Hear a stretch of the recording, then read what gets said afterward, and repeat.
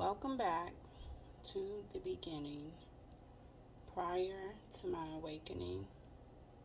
I am your host, Mental Stimulant, the Divine Empress, and this is Installment 16. Sit back, relax, and listen to my voice. Throughout my early adulthood, there were various women, various faces. Most honestly, after laying with them, I couldn't even remember their names. The incubus demon had a strong hold upon me. I found myself on Greyhounds and Amtrak trains traveling from state to state, hooking up with various women, all ethnicities, light skin, dark skin, white skin, big, tall, short, small. As long as they were attractive and doing something with themselves, I was in. After all, it was a requirement that if I sex you would oblige me by tricking a little coin on me. Now that I think about it, I was prostituting myself. I was a whore for all the new Jordans and a good meal. It was much harder to get rid of me if my man and I was broke up. I would stay up under a pretty chick that had her own crib, etc., that had her own everything. I loved it. It was a sport for me. The abused had become the abuser. Although to this day, I will always say, I never lied to these women. I didn't have to. Most of them had never been with women before and were very much curious. Most of the time, their boyfriends, baby daddies, husbands were trash, so it didn't take too much persuading. I guess they looked at it like they were killing two birds with one stone. They could get back at their dudes and take a walk on the wild side. And I was the perfect candidate to cheat with. I was feminine in appearance, had a man of my own, and I wasn't clingy. I guess that's why when a dude I was with, I didn't mind doing for mine if he was sexually fulfilling me. I just pretty much looked at it as I was paying my 10%. He could get what he want while I got what I want.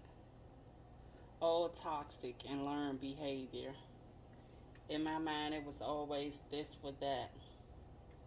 Well, my man ran around and chased the neighborhood trash. I was making moves across state lines.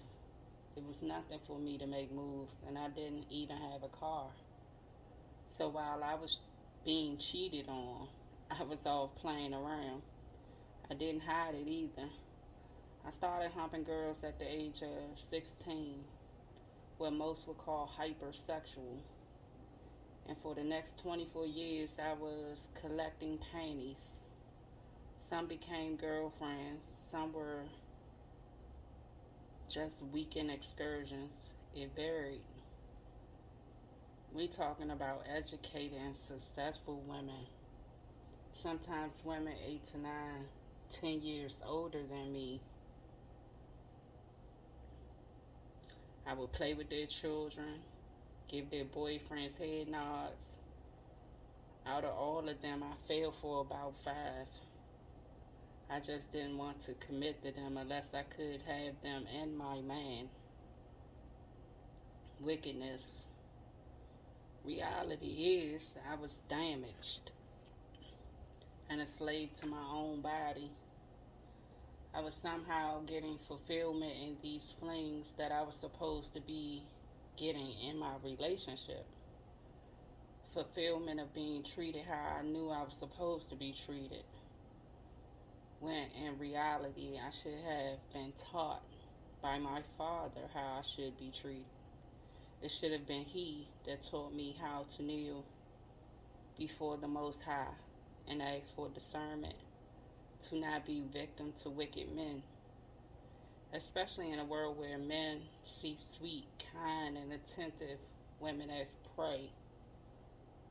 Sad, but it's very common. It's more common than I would like to admit.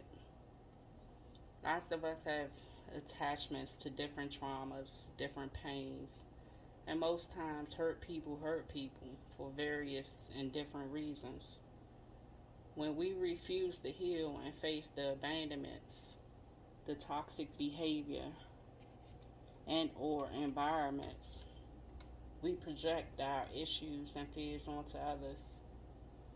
To truly go forward and grow, we must address our own toxic behaviors and patterns. I'm very aware that a lot of us are comfortable in our own ways. So, really, wanting to change may not be evident as of yet. But to reach true happiness, we must all face ourselves and submit to the Most High.